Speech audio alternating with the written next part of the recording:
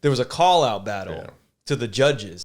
And in my mind, I was like, okay, like shit happens all the time. All the time. Like big deal. Yeah. And the whole internet blew up like, oh, it's the scene is ruined and it's so disrespectful. I'm like, what are you talking about? It's just a regular ass battle. Battle. Who cares? What have you guys never seen a call out battle? Like what the fuck is going on? What is etiquette?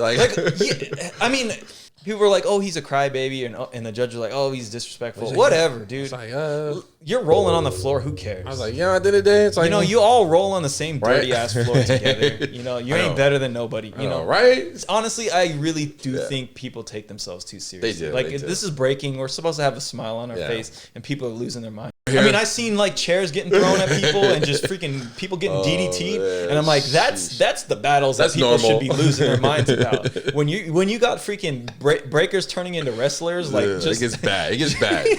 That's when the internet should lose their mind. We just know.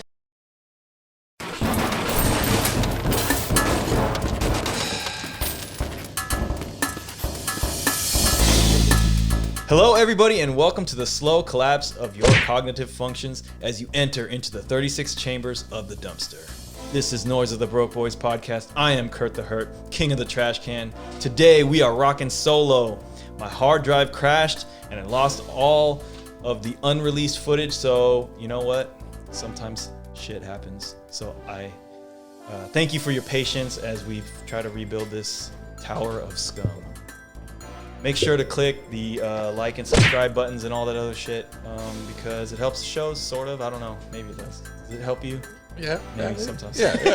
Today's guest is a B-boy and the host of Why Date Podcast, Mr. Dante. What's up, man? What's going on, man? What's up, brother? Like, man, it's been good to see you go on someone else's podcast. Like, I know, yeah. I watched you set up and I was like, oh man. It's helpful to have someone on who actually has a podcast too, because then you don't need to like teach them how to do anything. Like you're already good on a microphone. Like shit just rolls. That's it. It makes it easier because we're both podcasters. Like, oh yeah, man. Oh shit. Like, it just reminds you. Like, I get it, man. Just take your time, man. I get it. You're good. It's just one of those things. Like, all right, we know. Yeah. Podcasters, man. That's just how it is. Podcast life. Everybody's got a podcast too nowadays. So yeah, dude. I think like for me, like that time last year when we had the lockdown, everyone was listening to podcasts. I was like, I think it's time for me to step it up. Let me just do more episodes. Yeah, actually, I probably wouldn't have even released anything except that since there was a lockdown, I was like, what the hell am I gonna do now? And I had already been recording at that point, so I was like, I just need to edit these things because I was just lazy. I didn't edit anything, and so I was like, fucking, we're just gonna edit this and start releasing this.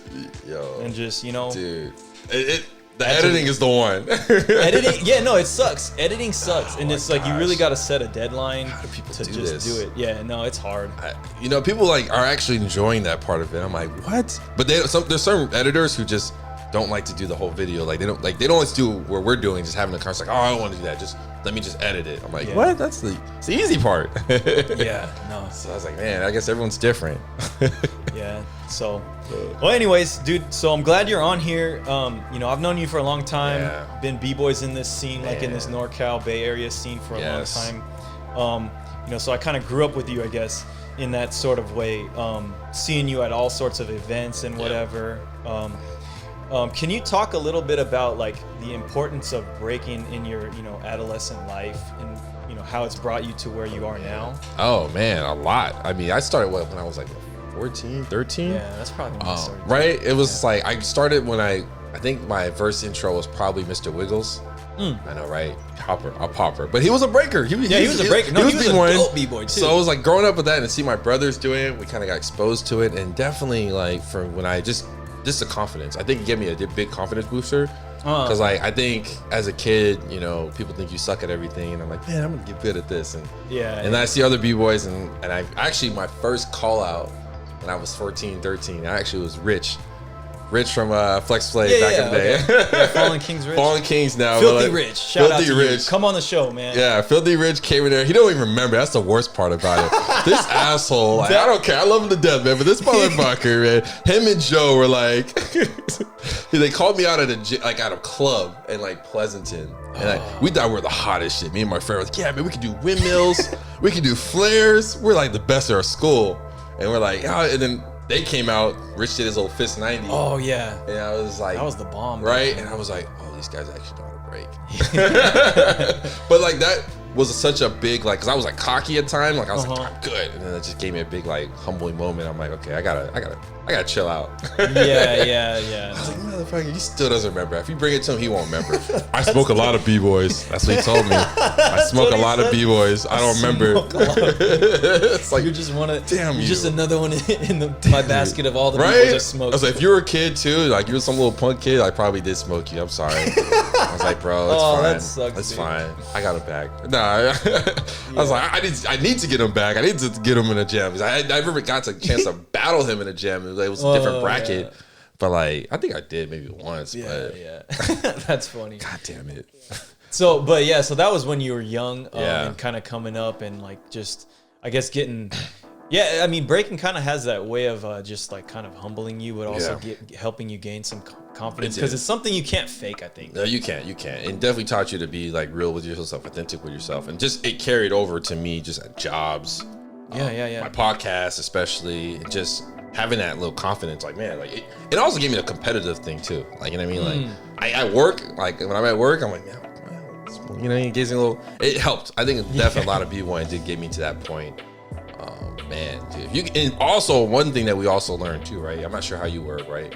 But when you're performing in front of people, that butterflies in your stomach, like when you're doing a presentation, or if you're doing something like, if I could battle people like at a jam, like, no, seriously, because I mean, I was always kind of a shy kid, and then when I started breaking, that was the biggest hump to get over, because it's like, why do you break if you're not gonna freaking go out and do like dance? And so I was like, well, obviously I got to do that, so I just had to get over that. And then after I got used to doing that, when someone would be like, oh, here, you got to go do a presentation in front of the class, I was like, okay, fine. And like, I was like more willing to just be funny or like say some crazy joke. When I definitely would never have done that before. You know what I'm saying? Now look at you now, man. Like now I have a freaking podcast. Yeah, you have a podcast, man. Yeah, I would have never thought I'd have a podcast when I was in like high school. Yeah. So B-boy, man. Sheesh. Like, who wants to listen to me talk? Dude, man, apparently a lot of people, man. Apparently 2 people out there. I told you, like I was telling you before, man, I watched your footage and your content, man. It's like, dude, kudos, man. Like that, I was like, he's editing that, man. Like, dude, his editing is hard. It's like, yo, like shit. Like, so I love it. I actually like it. I really like it. I like the jokes and humor, man. Yeah, I mean, that's what I'm trying to do, because I guess I see a lot of just different hip hop podcasts and stuff, and I'm like, you know, they're very serious, or like, you know, they're talking about, you know, whatever, like something that, you know, some drama that's going on in the scene, or some like, you know, some activist stuff, and I'm just like, dude, I'm just a freaking like a loser who rolls on the floor. So, you know, you just gotta go into it. Like, that's what this podcast is. Hey, that's losers on the floor rolling. Like, let's go. You confidently did it. Yeah, that's the important part. Like, people like the confidence. Like, you know what? He's admitting. Okay. Yeah. Well, you know, I always kind of wanted to be like a comedian, actually, and I just never tried it. So I feel like a podcast kind of is my way of kind of like gently breaking into that world, I guess. Yeah. No, it's people like laughter, man. I think people who are comedians, man, they're geniuses, man. Like, if you can make a whole audience laugh about something, like, that takes a lot of like skill. I think it's underrated. Yeah. No, you know what I've figured out about comedy is that it's not hard to have the take that everyone else thinks about, but that's also not the take that's funny. Yeah. It's always like, you gotta be the counterintuitive person, where you come in and you go, you make them think you're gonna say something, and then you say the complete opposite crazy thing, and they go like, oh, I guess he's right, but also like, I wasn't expecting that, right? Yeah, and so then it's got a deeper like comedic effect to them, because they go like, that hits hard, but it's also hilarious. Right. Yeah. I think what I noticed too about comedians, that you mentioned that, I think a lot of comedians like to just reference off their life, right? Yeah. Like, they like to laugh about their life, like, but no one else is like, everyone's, oh, it sucks, right? Oh. Yeah. But like, people like to see someone else like, well, I guess my life is not too bad. This guy like had this. Yeah. So people like to laugh. I love it, man. Just you know, if you're not having fun doing that, man, it's All of it. You gotta have fun. You gotta have fun. If you're not having fun with your life, I feel like, what are you doing? Dude, what are you doing, man? I get it, man. Like, just laugh about it. Like, situation, like, maybe not at a time, but like, wait a couple of weeks or a month. Like, all right, that was kind of funny. Yeah, exactly. I mean, you're gonna have a very like sad life if you're just not able to smile about stuff. Yeah, dude. Even if something like sucks. Later on, you could probably look back and laugh at it. I'm looking back at a lot of stuff. I'm like, dude. Happens to me all the time. I mean, some of the stuff that's like, it happens in like high school. And you're like, oh my God, I remember being so embarrassed by this thing. And then you look back and like, that is actually so hilarious. If I was in that same classroom when, I said something crazy and everyone looked at me, I would be laughing my ass off in the corner. Man. So. Yeah, you got to, man. Like, what was I thinking? So what the hell was I doing? Yeah, and it also humbles you too. Yeah, Oh gosh, yeah. Humbling, man, is the important part, man.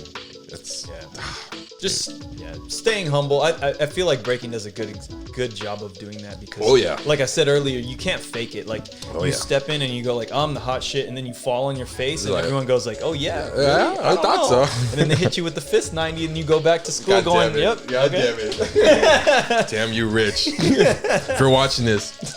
Yeah. So, but yeah, no, I mean, and like it's something that you really have to work hard to get good at. It is. It's definitely like a humbling. You just get knocked down again. I mean, it's the getting back up part. If you get like knocked down, you don't do anything about it. You're just like, for me, I was like, nah, I'm gonna come back at that fool when I see him again. Exactly. Like it really sparks up the inner like competitiveness into you. It does to make you really strive hard to do something. And I feel like there's not a lot of things in the world that do that anymore, or at least maybe it's not so mainstream anymore. Man, I mean, just in b-boy, man, we can even talk about that, man. Like it's.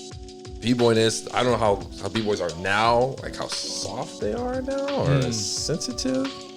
Like it is more soft. Okay, all right. I'm not tripping. No, you're not tripping. Because I'm like, I don't know if we would talk about that right now, but we could talk about it. I mean, we can talk about it, but like the way things are, and people are getting canceled out. Well, okay, here's the softest shit I ever seen. I mean, it's not the softest shit I've ever seen, but here's an example of it. Is like when. I don't know if you've seen it. It was like at it was one of these jams that happened like maybe like within the last year. There was a call out battle to the judges. It was Jeffro, I think. He's a pretty dope dude. I think he's from Texas. Called out the judges because he thought he won a battle that they said he lost. Yeah. And in my mind, I was like, okay, like. Shit happens all the time. All the time. Like, big deal. Yeah. And the whole internet blew up like, oh, it's so disrespectful. I'm like, what? Have you guys never seen a call out battle? Like, what the fuck is going on? What is etiquette? Like yeah, I mean, like what? They're like, oh, you gotta be all fucking honorable or some shit. I'm like it's just a battle. Like, how many people talk shit in battles? Literally everybody. Yeah. And you guys are losing your mind over this. Like, dude, grow some balls. I don't understand it, man. And I'm not trying to hate on anybody that was a part of that was doing that, but it just goes to show you that. People haven't seen a call-out battle in so long that they lost their mind when they saw one that's just a regular-ass call-out battle. Huh? You know what I mean? Why is he doing that to that judge? And like I thought it was pretty respectful. He just came out and was like, I don't agree with you. Battle me. And then they battled. Not like he spit on them and pushed them or did I mean, those are the ones that are bad. Yeah, I mean, I don't know. We see some crazy. We see some stuff. Right? I mean, I remember some b-boys who did it on a microphone. Yeah, no, I mean, I remember seeing battles at the MLK one in Oakland. Oh. There was always a fight. Oh, always. Every time I came out, I was like, I gotta what b-boys they are. We're just not gonna say it, man. I was like, I gotta like not say something because I might get beat up. You know, because we know when they show up. You know someone's gonna get caught. You're gonna get beat up. There's gonna be a call. They're here. I mean, I seen like chairs getting thrown at people and just freaking people getting DDT'd, and I'm like, that's the battles that people should be losing their minds about. When you got freaking breakers turning into wrestlers, like just it gets bad. It gets bad. That's when the internet should lose their mind. We just know, dude. It's when just those fools show up. We know. Just a battle that just went a couple rounds and that was it. No, they're ready to throw that. We knew in our head, like back in the day, like we used to know, like, okay, they just lost. They're gonna call it the judges. We already know this. All right, get your camera.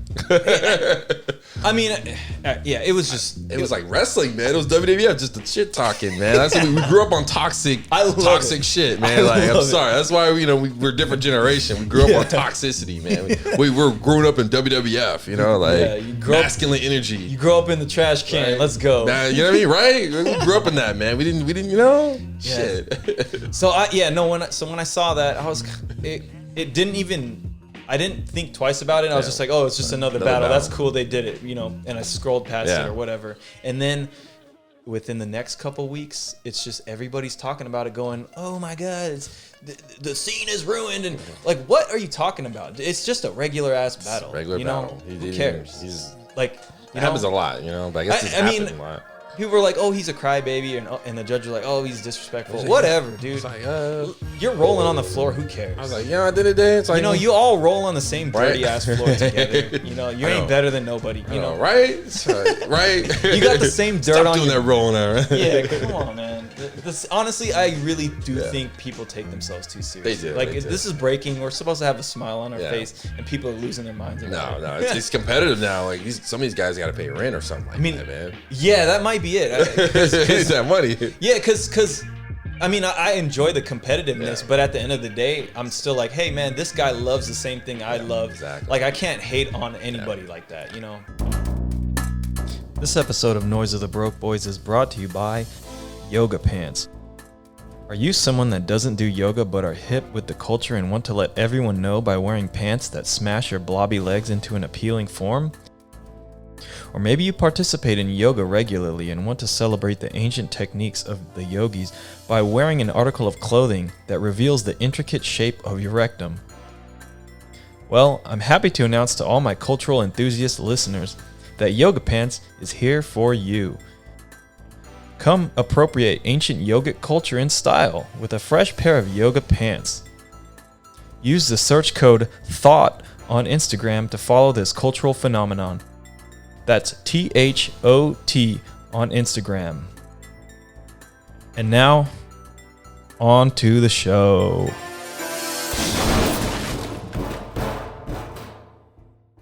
I feel like the people I not dislike, but the people I battled, and I was like, I can't lose this guy. Like, they're like my closest friends. It's so weird. Yeah, exactly. Like, hey man, how's your family doing? Oh man, they're good, man. Like, I used to dislike you, bro. I used to just come after you, man. Like, we used to have a rivalry with a bunch of people back in the day. Yeah. And I was just pondering back, because I would meet a lot of these people later on, and I was like, I remember just battling you and hating your guts. Right? For some reason when I was like a teenager.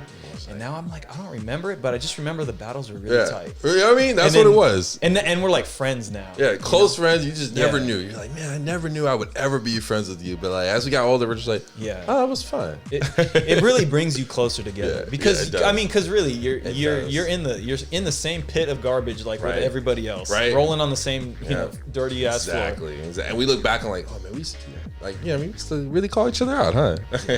I mean, it's part of the fun of it. Yeah. So that's why that's kind of why I was like, why is everyone losing their mind? It's just a regular ass call out battle like that would happen everywhere else. We were young, we got serious, and we just took it serious, and realized we got older, like, not that important. Our health is important now. Yeah, definitely. Your career. There's definitely way more important things than freaking, a call out battle. Yeah, we're probably gonna don't get canceled. I hope we get canceled. Cancel me. I dare you. So, you don't do it, man. Cancel me. Honestly, this is probably not the thing to get me canceled. I've probably said some way wilder shit. Don't say anything about the scene. I challenge you to go back through all the episodes, watch all of them in detail, find the pieces of content that you want to cancel me over, and please publicize it all over the internet. Hit the like button, hit the subscribe button, so you make sure you get contacted all of it every time there's a new episode that you could potentially cancel me over. Please do that. Please cancel. Keep me accountable. That means you're doing something right. Keep me accountable. We're terrible, man. We're like honoring like the time. It's all right, man. It's cool, Now I'm starting to see people get canceled. We're not toxic. I think we're just. This is just how it is. Yeah. We're saying this because No one else is. No one else. Are they thinking it? Maybe, but I think everybody thinks it a little bit, but then they get kind of like worried to say something. You know.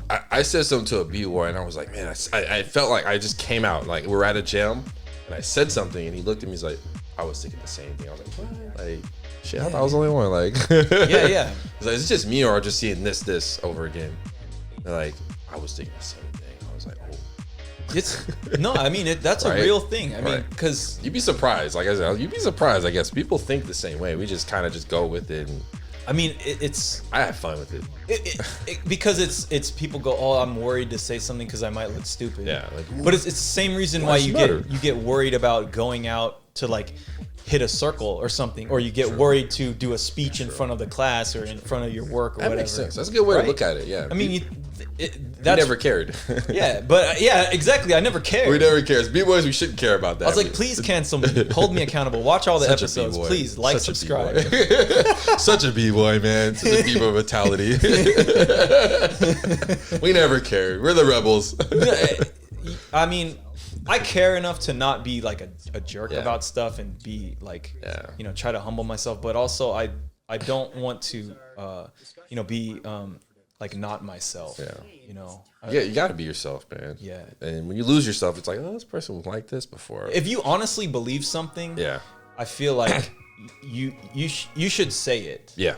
Or at least like be willing to challenge something that an opposing view, and maybe you are wrong about it, but at least you can like say it and then reason through it with the person and then come to a conclusion. You just got to be open to it. There's a lot of people that got their minds committed onto something. To one thing. Yeah, and they don't want to be challenged because it kind of hurts your feelings to get challenged. Ow. It doesn't feel good. You don't agree? Yeah, it doesn't feel good. How dare you? But I mean, I've never really cared that much about that kind of thing. Yeah, I know that about you. Yeah. Well, I think that actually comes from breaking, because when I first started breaking, I was breaking with a lot of the like flex guys, and they were just tough love kind of thing. Like, they were just you suck. Yeah, they would just say you suck. Do that again. And you go like, oh man, why you gotta be so mean? Right? Why you gotta be so mean to me, mister? Yeah, man. I remember Ken used to get at me all the time about stuff, man. And Ken was just like, he's got that military attitude. He's like, hey, man, like that was whack. I was like, man, Ken. Yeah. But like Ken was like super close to me, like him and I and all those guys, man, and they were tough, man. Tough love. And what was good about that too is like someone would say that's whack, and I'd be like, no, it's dope. But then also you think it's whack, so there's something to that.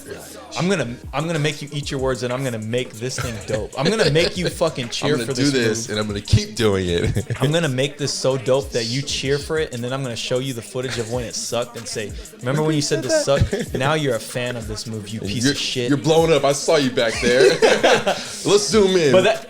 Yeah, exactly. Shit. You did the. Oh shit. Yeah, it wasn't just a one finger. It was one finger. Probably you did all the hand, dude. That means it was like you were off the seat, dude.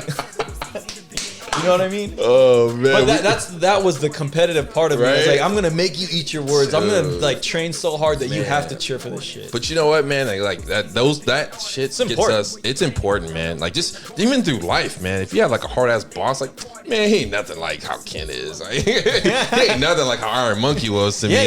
He'll say I suck.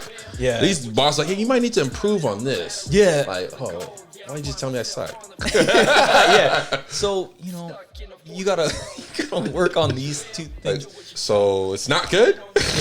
So what? I suck at this. Like, just tell me. Like, just say it. Yeah. No, I mean, people definitely kind of in the professional world. They definitely kind of mask stuff. Right. I just want someone to say, hey, you suck. This shit's trash. Yeah. Like, do it again. It's because they don't want to get sued. Yeah. But no one in Breakin is gonna sue anybody. You say it, man. I'm coming after you, man. That wasn't nice. So we just grew up on tough love, man. Yeah, it is. I think there's a level of that needs to stay in the scene. Yeah. I don't know if it's still there because I'm not like as deep in the scene anymore. Me neither. But, yeah, because I saw you at the jam. It was like the first time I saw a jam, and I saw you there. I was like, oh shit, man, it's been a minute. I think that's the first jam I actually went to since the pandemic. Yeah. I mean, the last one I went to was probably this one that was in Oakland that I think Raul's threw. I don't know. Were you at that one? Was the outdoor one? Your brother was there, I think. Was he?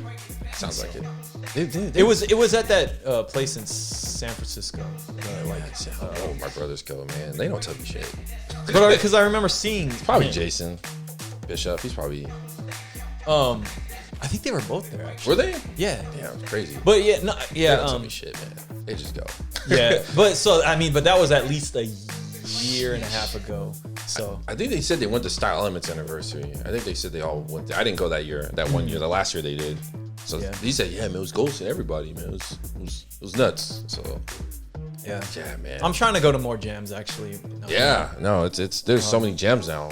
Like, jeez, I can't keep track of it now. Like, it's so hard. Back in the day, we had like freestyle session board. Like, we could find out where jams are happening. Yeah, I don't know how to find it anymore. People send me stuff on like Facebook sometimes, or like I see it on Instagram. Yeah, but I'm like, but it's so often that I'll just see a whole bunch of footage get posted somewhere, and I'm like, where the fuck? When was this happening? Right? Happening? Yeah, we missed it because, like, you know, Am I just not connected? I guess maybe I'm just not connected. I'm not connected either, man. Like, I only find out through old school b-boys that are throwing gems. Like, oh man, like, yeah. I'm connected with the people that I grew up with, but then I'm not connected with like the new people. And I mean, I don't know. And there's not like a freestyle session. There's none, man. There's no freestyle session. I wish the freestyle session boards came back. I wish they did too, man. That was Wild West. Shit talking. It was so good. Oh man. I remember being a high school kid and it just.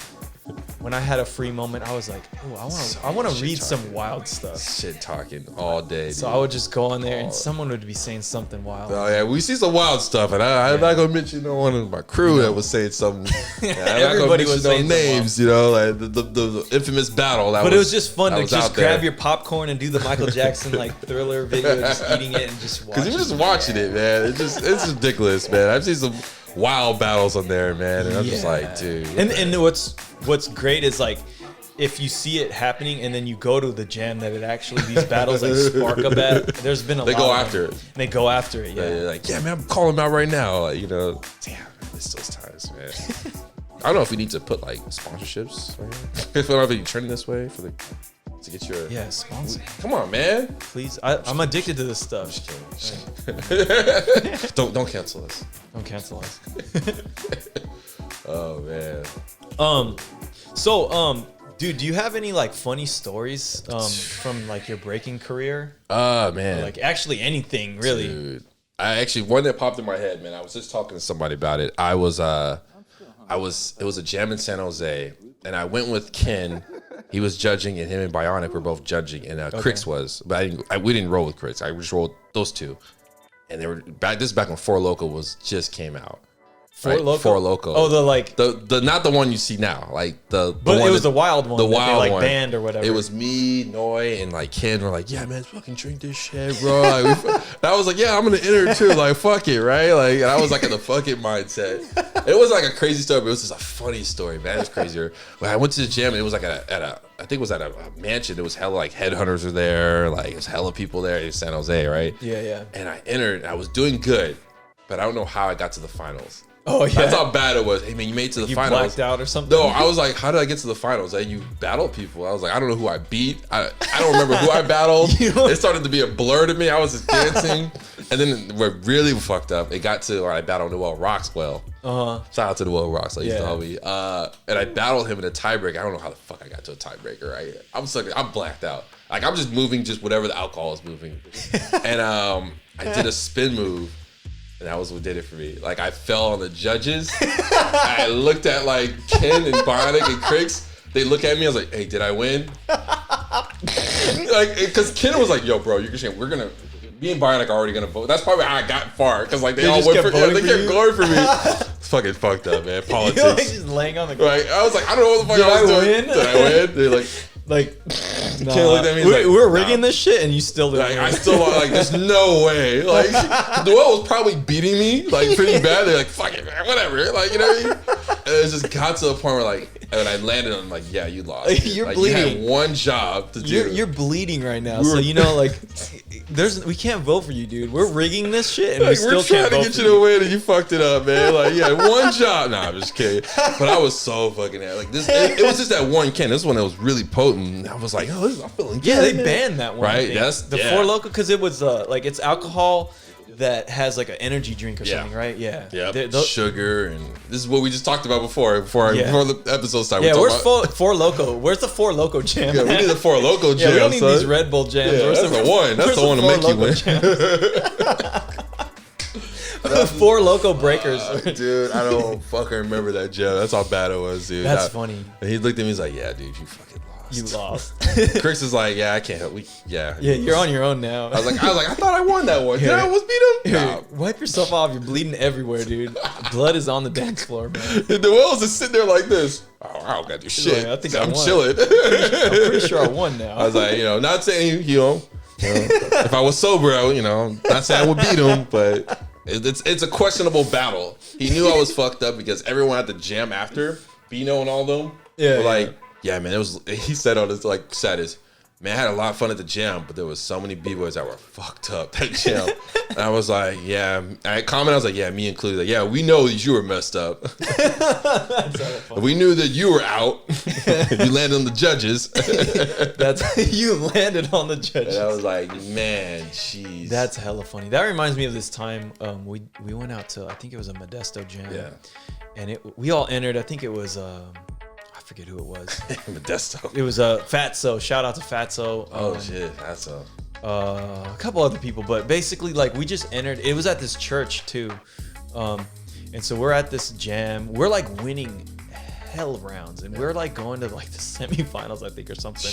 And then these guys just had the funniest idea to just open the bag. Like we're in the middle of a battle, semifinal battle, and we're kind of winning. And these guys open the bag up and pull out 40s. And me and my brother and a couple other it was like probably a 5-on-5 or something. Yeah. And me and my brother were like, you didn't tell us that you were about to do that. They open up the 40s, and me and him Drunken don't drink. masters, We bro. didn't drink at that time. And so they just crack these open and just freaking down them all, and then just start breaking in the middle of jam. And this is at a church, mind you. So how many people were drinking now, except for you two? You two weren't drinking. It was just everyone on our squad except for me and my brother. So they just down these 40s. You guys had to carry them in the fucking middle of the battle. No, we get disqualified after that. What? Like, Disqualify people? Yeah, we were gonna win the jam probably. I never knew they disqualify you. Well, because they just whipped out the 40s in the middle of a church jam. And, church. Yeah, no, and I mean like the pastor is the guy on the microphone and everything. And I was like, yeah, this is not a good look, dude. And we just. I was like, I didn't think they okay, that makes sense. I mean, I feel like they wanted to get they wanted to get us disqualified. Like, hey man, we're at semifinals. This is the best time. I just remember being mad. I was like, fuck, we could have won that jam. Were the original you guys your crew, or was it someone you guys saw at the jam that you guys entered with? No, we planned to go to this. Oh, okay. We were like training for this jam, man. And then they just did that. Tossed it. Man. I mean, I look back at it and I think it's hella funny, but also I'm like, man, you were mad. I was definitely mad. Like, I want to win this jam. Yeah, I was like, we're gonna win this because we were just running through everybody, and then they just crack it open, and they're just like, well, yeah, you guys are disqualified. Don't you hate that, man? Don't you hate when like you want to win a jam, the other person just throws it? Yeah, that's happened to me so many fucking times. Yeah, I'm like, hey, I actually want to win. Like, what are you doing? Oh, I didn't know that. Yeah. I'm like, yeah, man, why are we entering? Yeah, that's what sucks about crew battles is everybody's really got to be on the same page. Otherwise, man. It's gonna go to shit. It's like you're obviously gonna lose if everybody's on the wrong page. Gosh, that's why those crews like top 9 in them are like killing it because they're all like they're still breaking. Are they? I mean, I see a lot of them. Okay. I mean, maybe not all of them, but I mean, I still top see, 9 was like definitely. I mean, they're all on the same like level. We're gonna f everybody up, and that's why they're like still killing it. They're killing it, man. Yeah, they're really good. Costo, Robin. I still see Flying Buddha around. Damn, yeah, they're so good, man. I like top 9. Top 9 is probably my favorite crew. I think. I agree. They're so good. They're great. Like them, they're like. I actually like Skill Methods though, man. I like Skill Methods a lot too. Like Skill Methods got some like real fire, like as a crew, and I'm like, we were just talking. Me and my brother was just talking about. My dog is going wild. Ish. Oh damn. Was it about Skill Methods? I'm sorry. I guess she's not a fan. Not a fan, huh? What? Did you just say Skill Methods? Like what? Did you say Skill Methods? You can't battle them. Shush. All right. Yeah. What were you saying? But it was like there was a whole talk about like I guess people were talking about like Super Crew stuff. And I'm like, man, I don't know, man. Like there was a crew that was called Super Crew and they were Super Crew. That's all I remember. Like that was like the start of it. But like I was asked to talk to my brother about it. I was like, what was the start of Super Crews? I know it's kind of a random topic, but like I told him I was like, you know what, man? Cali, Texas. Oh yeah. Freestyle session. They were like the first super crew. Or whatever. They were the first super crew to me. Yeah. Like I was like, sheesh. Yeah, everyone's there. Rock Forest. Well, yeah. I mean, it's just when you just show up and then you just grab all the dopest people and then Rock Forest through Texas, do for Switzerland. Yeah, you know what? Because I'm not like a big fan of super crews either. Yeah. I think super crew. I'm a fan of super crew. But, yeah, super crews though. Yeah, but what hilariously, super crew is not a super crew. They are an actual crew, like a formation of like 3 different crews, I think. Yeah. And an actual crew where it's funny that we call the super crew, like, yeah. It's such they're not an actual super crew. I don't even know the definition anymore. I mean, I think it's just when you're not, it's not an actual crew and you're just joining forces for one event or 2 events or something like that. Huh, that makes sense. Because I don't see like top 9 skill methods as like that super crew. No, they're not at that. So they're a real crew that has hella good people in it. Sheesh. I mean, maybe at some point there's the all-star teams and there's like I mean, maybe at some point they started out as that, like maybe. You know, they all were in different crews maybe and those crews maybe broke up or whatever, and then they just were like, that makes sense. Freaking, you're the dopest dude, or you're the like most hardcore one there, and so then they just join and you get people all on the same mentality. Exactly. That's probably how a lot of crews started. We just kind of say like, oh, you're a super crew, like you got everybody, like it's the same thing, you know. Yeah. I mean, if it eventually turns in, well, Squadron, for instance. I was about to say Squadron was a super crew to be like when they first started. It was just a group of people just battling together for a couple jams, and then I think Mex One kind of just kept it going, turned it into a real crew, and now it's a real crew. Yeah. You know. Huh. So that's good. That's good. But there's so many super crews that don't ever turn into a real crew. Yeah, they don't. I think that's maybe the difference. That makes sense, yeah. Because I don't know if I guess you can count Skillbark Renegades as like a super crew too, but they're like homies. But like I don't know if that's the same thing. So I'm like, it's because they entered as a crew again as Skillbark Renegades, but I don't know, man. Like they're homies. Like they've been friends for such a long time. Yeah, the scene is weird now. Yeah, because it's not crew. It's not crew. Like crew-minded anymore, you know. Like crews kind of don't matter anymore. No, it doesn't. Yeah, it really doesn't. Which I think sucks. It's I mean, B1 is. I feel like B1 is like very solo thing. It's become that. Yeah, it's become to a point where it's like a solo, because we know like Rock Forest, we know like a whole bunch of top crews, the Renegades, Rock Forest. Like if we see them enter and they got someone from Dope that's got down with them, I don't count that as a super crew either. Yeah, I think it's because it's so competitive. Yeah, competition oriented. Yeah, you know. So obviously, like if you're gonna win the competition, you want all the best talent on that team. So you know it's in your favor to make a super crew to do that. Yeah. People might think, oh, you guys got the dopest B-boys. Like, well, I mean, you know, because it's easy to do. The crew's always been if you're dope and you got a bunch of homies that are also dope, and you don't need to train together a lot to know that they're gonna be dope. Yeah. You got it. And then you're gonna win. It's like see what happens though is then when you get the top 9 that are dope individually and then they're killing it together. Yeah. Now you can't really F with them. And I think that's where the power comes. But it's way harder to get to that level. Yeah. In my opinion. I agree. Because you gotta train like crazy together. Yeah, we got so much stuff going on out here in the States, man. In other countries, it's just like, oh, this is our schedule, this is our regimen. Like we got so much stuff going on. It's so hard to train together as a crew. Yeah, I wish there was more incentive for crews to, you know, like I guess battle together. Yeah, I guess I wish jams were oriented in a way that makes it more favorable to rep your own crew. Yeah, they've kind of made it. I know, like at a couple like freestyle sessions, they kind of artificially tried to do it where they go, "Oh no super crews. You can only have a crew that's been established for like 10 years, 5 years, 10 years, or whatever." Like, come on. I'm like, yeah, okay, but then also you just let that crew and that crew team up together for this jam. Yeah. So I don't know. You're not even like standing by your own rules. We're a crew. We've been a crew. Yeah. Like this, like, you know what I mean? It needs to be natural. Like, you can't artificially do it because you're just going to break the rule. Yeah. Like, it really has to be where I agree. there's an incentive deeply baked into it where it's in your favor to do that because it makes you win when you're more of a crew. Exactly. Which I don't see that. I don't see it as an issue. I don't know how you would do that, honestly. It's just I don't know how either, man. I don't, like I said, I'm like still trying to figure out the definition of what super crew looks like. I mean, you know what it would be probably is it couldn't be a tournament style of a battle. No. I think it would have to just be like here's a big cipher. Here's a big room of people breaking, and then the crew that just comes hella deep and just starts smoking everybody, they get recognized, and then all these like other people with like all their homies, they get outshined by this crew that just came to wreck everybody. Sheesh. Yeah, I mean maybe that's how you do it. That'd be pretty cool. But yeah, it's totally a different type of jam. Yeah, I mean they would have to get someone who actually knows what they're looking for. But I guess judging comes into picture too. Yeah, I was actually talking on another podcast that I might have lost when my hard drive crashed. But we were talking about this exact issue that, you know, because I'm not a huge fan of like how competitions are run because I think it's very arbitrary where someone just decided, hey, let's make tournaments between this team and that team. Yeah. And when you know, these two teams just battle, the winner goes to the next round, and then whatever, you just keep going until you only have one crew left. It never was part of breaking ever before. Yeah. And it just all of a sudden someone decided like, let's do this.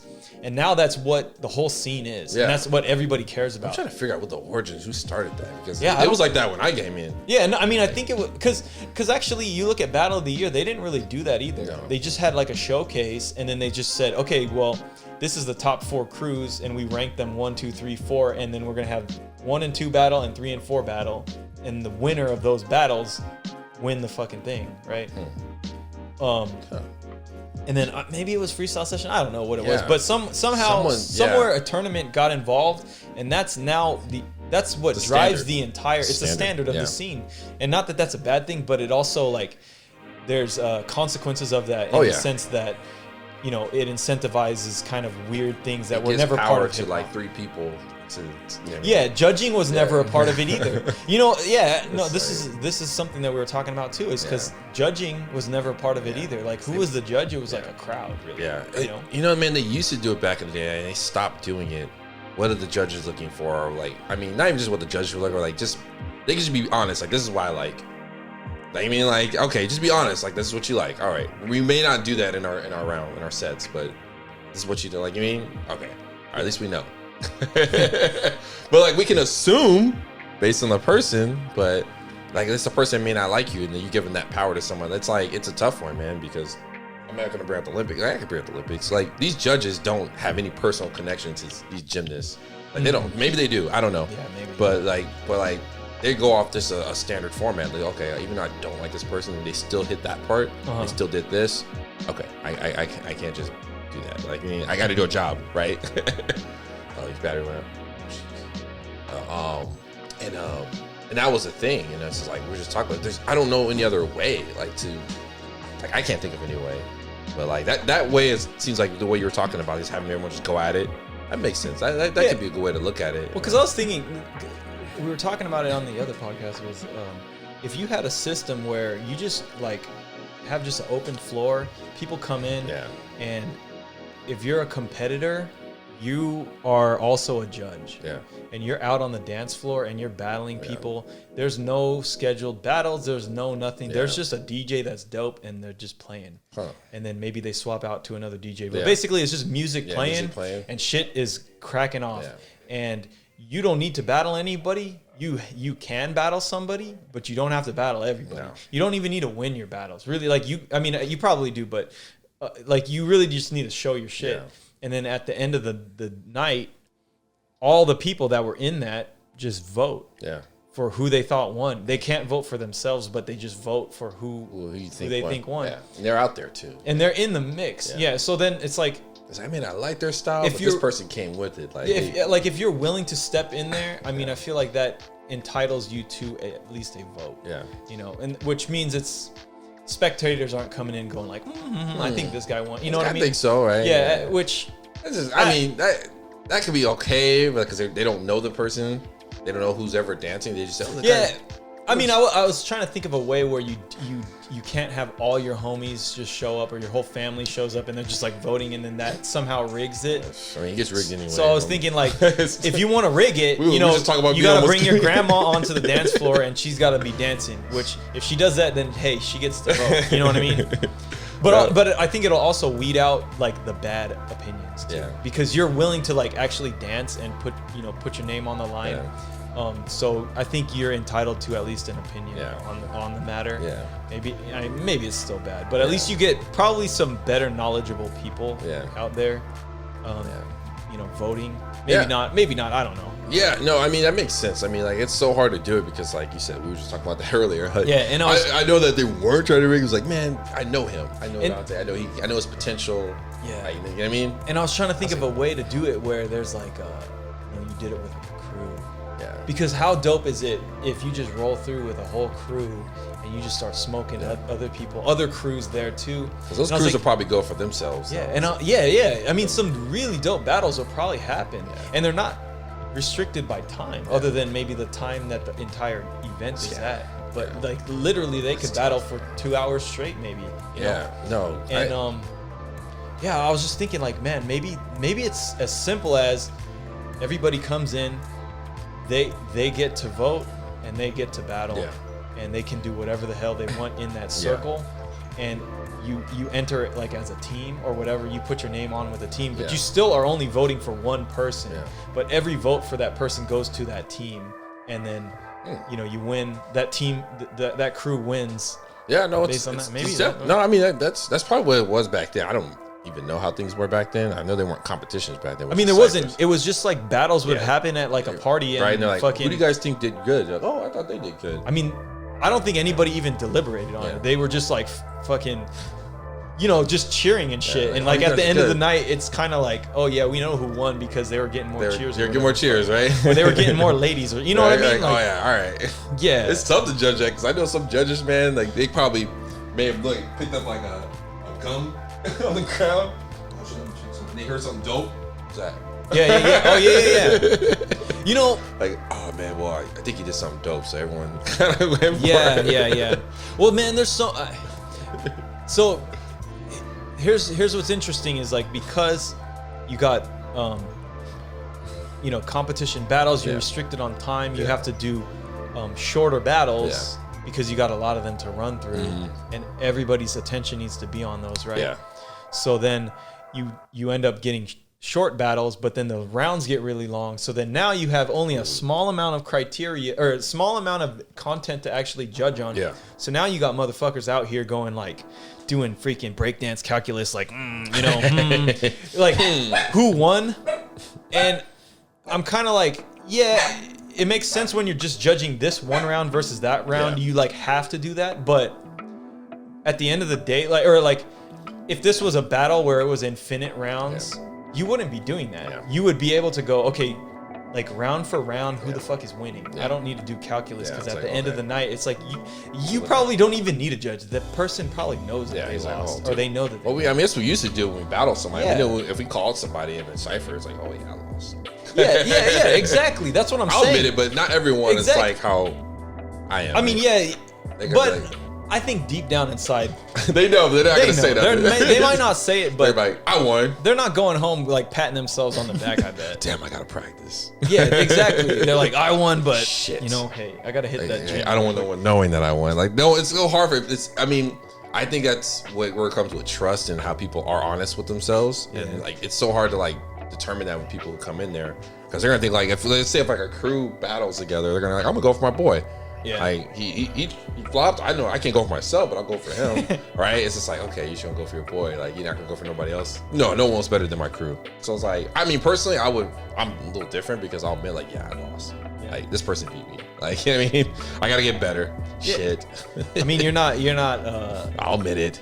Yeah, I mean, it's good to be humble about stuff like that. You don't get better, I think, if you're not humble. Yeah, but like I said, I'll tell people like, man, this person. But then there's certain battles I'm like, oh yeah, I took him. Like, I know he's not gonna admit it. Yeah. I know I did. Everyone else too. I think what I've always looked at is, if I had an opinion about it and I think I won, I still want to hear why other people think I lost or something, because they might be seeing something I'm not seeing. Yeah. And maybe it doesn't change my opinion, but it also triggers something in me that can allow me to next time be able to convince them that I did win, because there was something that made them say this. And I'm like, you know, and the competitive part of me wants to say, well, fuck you. I'm going to make make you see what I saw. Yeah. You know, but I need to first like eliminate this thing that I don't agree with from the equation, because you're over here saying, oh yeah, that's the most important thing, but maybe I don't think it is, but let me eliminate it from the equation so then you know. You already know, you know. Exactly. That's what I see. I think I'm trying to think of like, man, I think the last battle you and I were in together was the casino one. What casino? It was a casino jam. It was in not to get off topic, it was SF State. Oh, remember? Yeah, dude. Oh my god. I think that was the last battle. That was a sad jam for me, honestly. You were like, because I was like going off. Because it was a 7 to smoke, and at the end of the night, it was such a weird thing because they did a 7 to smoke, but they had like a coin thing where like every time you win, you got a coin from somebody. Yeah. And that's the last. And they said like the winner has the most coins. Yeah. And they came to me and they said, "Hey, you won the most rounds, so you win." Yeah. And then they're like, "How many coins do you have?" And I was like, "I don't know. Like I didn't even collect. Like I had like 3 or something." I showed them and like, "Oh, for reals?" And I was like, what the fuck is this coin shit? Like I guess maybe I was stupid. Different format, you know. I didn't pay attention to it or whatever. And they're like, "Oh, because the dude over there has like 4 of them, but you won way more rounds than him." And I was like, "Oh, for reals?" And they're like, "Yeah, so we gotta give it to him, even though you." Oh, you get. So like, I won the 7. They gave it to Josh Shinobi. Yeah, he won those. And he was going off too. Josh Shinobi was like, hard. so it's like it's not a like I wasn't salty about that, but it was just like they're like, "Oh, you won the most rounds, so technically in a 7 to smoke you won."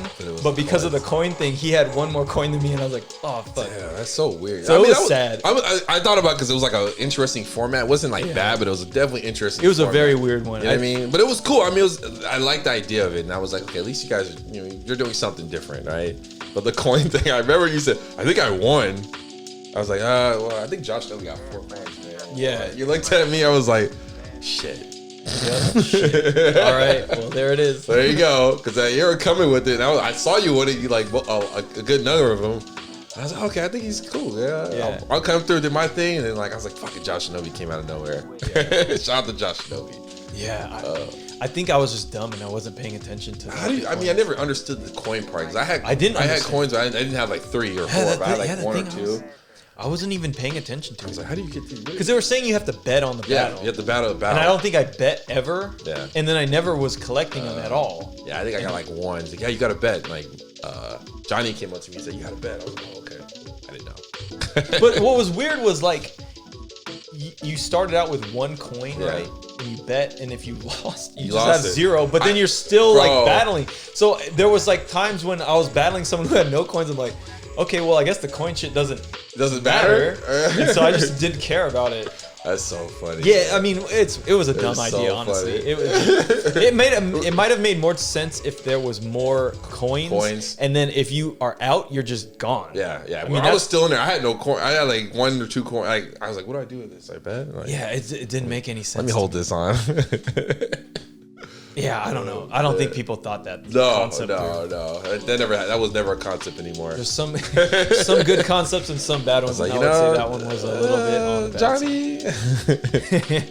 Oh man. But yeah, that was an interesting time. That was. I'm thinking of like other formats that I've heard that was interesting, and I was like, the one that I liked a lot. I don't know if I made it up, but I didn't throw the jam that did it. But I remember I talked to the person who threw it. It was where you start out with like a showcase. Everyone does a showcase and you pick like the top 32, top 16, whatever it is, and you just randomly cut it in half, those people, and you just have 1 battle. They battle, and then the losing team is just out, and then you cut the winning team in half and keep battling until you're down to 1 person. I thought that was an interesting concept. That one's cool. That one's really cool. I saw the one that was interesting when you come in as a crew or whatever, and you come in 2 and 2, and they split it off. You enter with someone else differently. Like shit, I'm random with this person. Yeah, those are. I like these weird concepts because it just kind of changed it. Because like back then, remember, it was a lot of people doing routines. Yeah, and they were just that was a way to cut out routines. Like, okay. Yeah, that's true. Yeah. No, there was a very big like routine movement in the they started that format so people won't do it. to stop routines, which I think is kind of weird because I feel like routines are hella dope. Yeah, it is. I think so too. Like, I mean, commandos, routines, like. I mean, it definitely gets kind of dumb when you see some bad routines or like the whole battle is just routines, but like. I mean, when people sprinkle them in, I'm like, dude, this makes this battle freaking It helps, dope. man. It saves you on rounds. We all know it saves you on like moves that you can throw out there. It's just, I mean, it's effective. I mean, it just ups the ante. I think it does. I don't know. It shows you're a crew. Like, yeah, I like watching them. Yeah. I'm probably in the minority of. Like, there's a lot of people. I like them too. It's just I think that was our generation. But it's you. I rarely see routines in jams now, which is crazy to me. No, I don't see them too often. Yeah. The only crew I still see who's really still doing it or entering is like Massive Monkeys. Mm-hmm. I think they're like one. I mean, they kind of invented it, right? Like, they're gonna keep that going to the trains fall off. I mean, that's why they were so good. Yeah, it's just routines. I mean, they were obviously good still by themselves, but it's like sheesh. As a crew with these routines, dude, they were killing it. Man. And there's so many battles that they won because they were just like killing it together like that. I actually like Top 9's routines. Oh yeah, Top 9's routines. They do it so dope. All right, man. Yeah, we're getting deep in the in the trenches of Breakin. Yeah, Breakin. Well, actually, so that's a good segue because obviously you also have a podcast. Oh yes, and it's a dating podcast. Can you talk a little bit about that? So originally I had a guy who was at work that I used to work with. How it started. And he knows, we talk about like other shit, and I guess I talk about like my dating life to him. He was like, man, I feel like we should create a podcast. It's like interesting because I had interesting dating experiences. And I'm not saying I'm any different from anyone, but I had some pretty interesting ones. And I told him at my work, he's like, dude, we got to talk about this like on a podcast. Like, yeah, let's do it, man. Like, and it's so funny how I thought of the idea. Not thought of it, but like how I came about with it. I was out with the club and I was talking to some girls. Like, yeah, I got a podcast. I didn't even have a podcast yet. I was like, yeah, I got a podcast. Like, oh, what? Let's hear you. I was like, oh, it's going to the Apple submitting thing. It's going to take a while for it to go on there. It's like, so you don't have a podcast? I was like, I do. And it's like, I'll make one. And I just made one like the next day. I was like, all right, cool. I'll let you know when it goes up, right? That's hell. I just did it right then and there. I called my boy up, got a microphone the next day. I was like, hey man, we got to do it, man. I'm already promoting it. I don't even have the podcast. That's hell funny. So we did it because we were bored, man. We worked in this office and we just did it in the office and we just. Oh, that's tight. So he's still around, but like he just comes on every now and then. But it's just I was kind of keeping it together. Yeah. I mean, I definitely do like a good chunk of it. He's just he's their guy. He's just the funny guy. So. And do you focus on like stories or is it like tips or like? I went through a lot of phases. The original part was that I was just like, I'm gonna talk crap about dating all day, right? And then I started going to like a couple. I got more people on, and they were like more in like in the health coaching like field. They were like wanted to help people. So let's give people tips and help people out. I'm like, all right, man, let's do it. I'm down. And then right, I was like, that's not what I was trying to do, but I guess it's more effective that way. Like people started like talking. More people get involved. They start like trying to change. Like we were just talking about, they start changing the idea of like the podcast. And now like I had to like stop it at the end of like last year. I was like, all right, guys. All right, this is what I want to do with my podcast. We're getting too into it, like just helping people. Like the point was just to have humor by it. Yeah. Like I like to have fun and just talk crap and just like get people to kind of like laugh about it. Yeah. Like when we get to a part where we start like helping people and it doesn't work for them, they're gonna come after us, right? Right? You know what I mean? Like I'm like, I don't want to. This is how you gotta get the girls. Right? You gotta take. And you gotta listen to that fool, man. I got slapped. I got sued. Like you know what I mean? Sorry.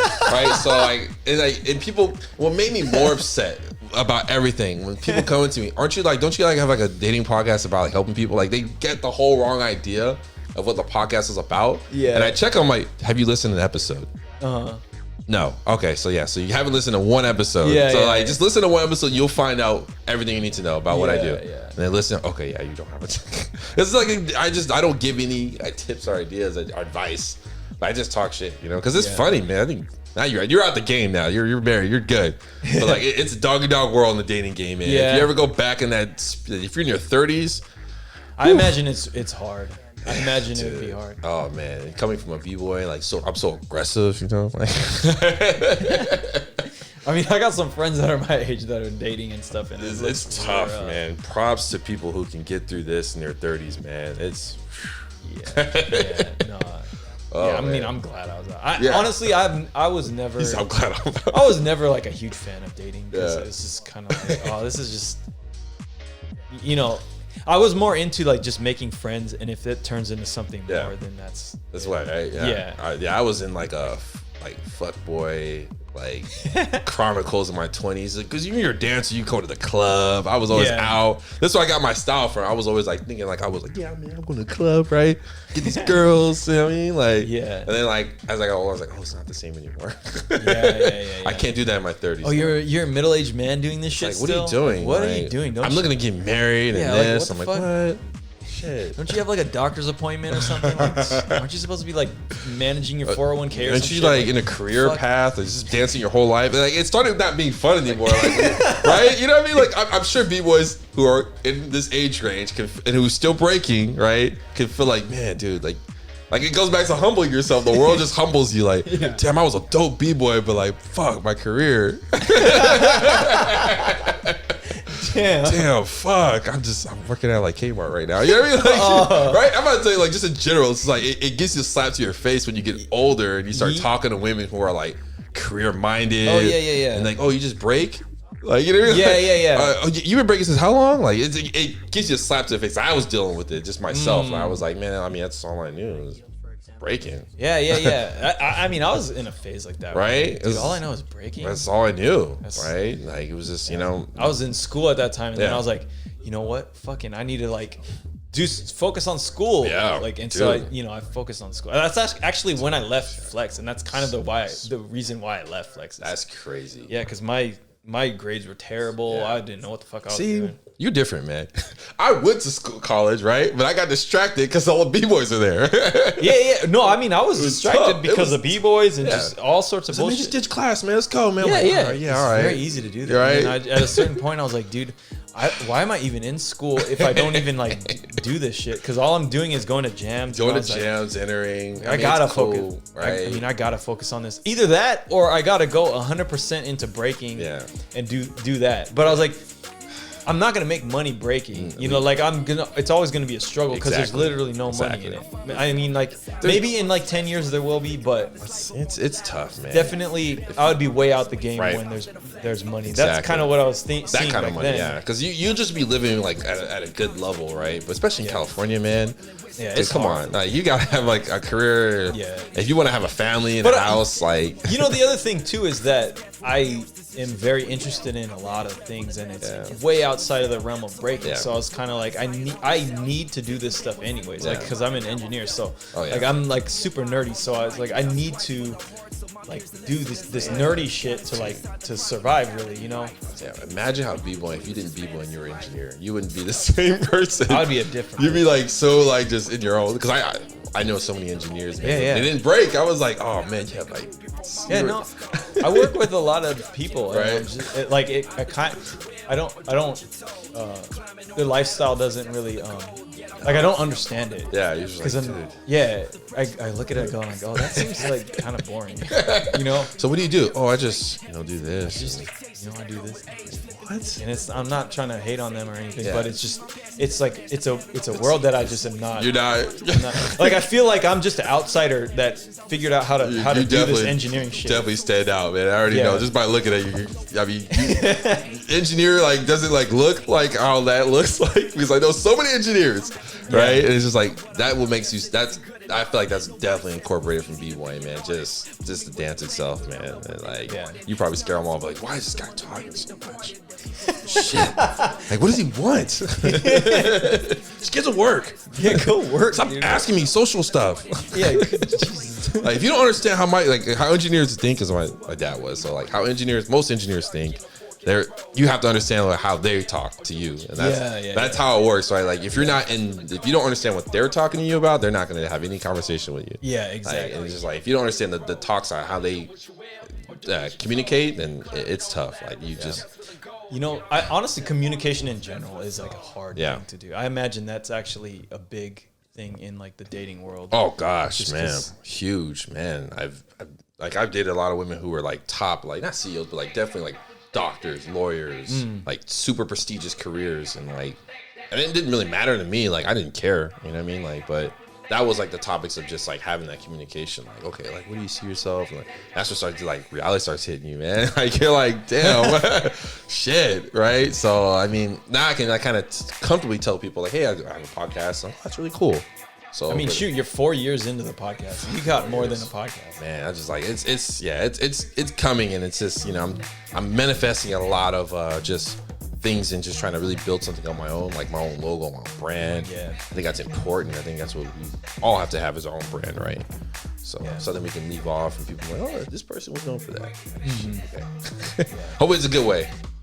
Yeah. I mean, your brand really is like your personality. It I is. think, and it's It is. like that. Yeah, it is. Like we all got brands, and I think that's key too, man. And seeing you do your thing, man, I'm like, damn, man, okay, I see you, man. It's good, man. I love it, dude. I keep telling you, it's like I see your content, I'm like, dude, Well, I'm glad. dude, I appreciate dude, that because yeah. I mean, like, I honestly, I tell this to everybody. Like, I don't know what I'm doing. I just freaking turn the thing on and that's it. That's well, because you know first what, step.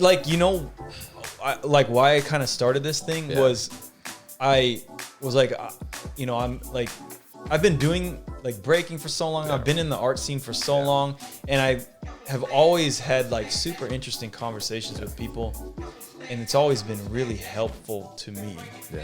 And I never share that with anybody, Yeah. but I've always done it. Yeah. You know, after a practice, I go talk to somebody in a parking lot, or That's after crazy. a jam, I do you it. do, yeah, you do that. Yeah. I do it a lot, Yeah, you right? do a I'm lot. sure I've done it to you. You've done it a few times. We had Yeah, conversations. but it's like I've always done that, Yeah. and I always look back going like, damn it, I should have recorded that so that I could hear it again, Yeah. and learn from it, because Yeah. I just like learning from people. Exactly. And then I was like, you know what, people can learn from this, so why don't I just freaking actually formally record it? Yeah. And that was the whole idea of it. Yeah. It was just freaking recording a parking lot conversation, Yeah. really. That's it. And it's People like grown that. to this. Yeah. But I mean, I don't know how the hell we got here. But and again, I don't know how the hell to do it. All I knew was how to talk, because That's that's it. what I've always done. That's all. That's it, man. Just ask questions. I like to ask people questions, Yeah. wild questions sometimes. Nah, dude, that is it, man. That is like literally the step that people do not start. Like they start because they analyze it so much. I'm like, just do it. If you want to do it, just do it. Yeah. I mean, for me, I'm just go. Step one, yeah, just do it. That's it. Like, if your first episode was trash, just get better. It's gonna be trash. Yeah, just it's assume always it's trash, gonna be I know, trash. right? Assume. I was like, man, I do my best, and it's still trash. Yeah, I mean, you know, assume the first one is always gonna be trash, and just move on. Move on. Get the trash over it with, out. or freaking brand it as a trash can. You know what I mean? Is that why you did that? Dude, no, I mean, because I don't know what I'm doing. Actually, I mean, there's actually a really, I have something. Like, no, I have a deeper reason for it. Okay, all I've right. always thought, like, because a trash can is just a vessel of, like, it's an empty vessel of something. You put stuff into it. trash though, man. I mean, it's trash. You put trash in it, but you don't have to put trash in it. True. Yeah, and so it's kind of like, it's just a vessel of something. Yeah. And so I think people give it this negative connotation because True. you're putting in stuff that you don't want, but maybe it is something you do want. Yeah. You know, and I mean, they say every one man's trash is another man's treasure. Yeah. And I really think that there's a lot of deep meaning in a lot of the trash that we spew. Yeah. You know, especially in this podcast, because it's all trash, but So- somewhere hidden in there is There's like, treasure. There's treasures. There's gems. There's gold. There There's are. some There Bitcoin, are. dude. Open up them Bitcoins. wallets. You know, also donate to the podcast. There's, you know, I'll get a Bitcoin wallet started on the Get it. website someday. But anyways, Don't you know, baby. there's small treasures in all that trash, and that's kind of the message behind it. Huh. You know, so there's an artistic meaning behind this shit. Damn, yours is like so much deeper than mine, dude. I feel like I just I'm- did it. well- What's your inspiration? I don't know. I was bored. I mean, also, yeah. Well, you know, I also bored. was like, dude, I need to do something, because Yeah. I like, you know, obviously I invested a lot of time into this whole scene. Yeah.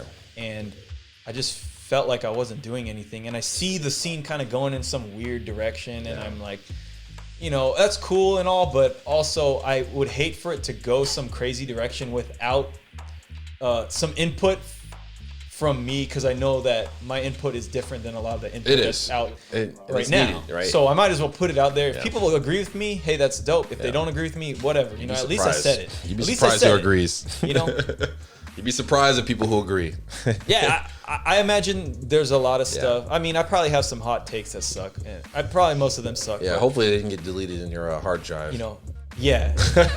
Hopefully I'll get it back. Hopefully it doesn't. Hopefully it's not in archives. Hopefully the other stuff isn't cancelable. But please go, search through everything. Watch it multiple times. Sheesh. Press the like button.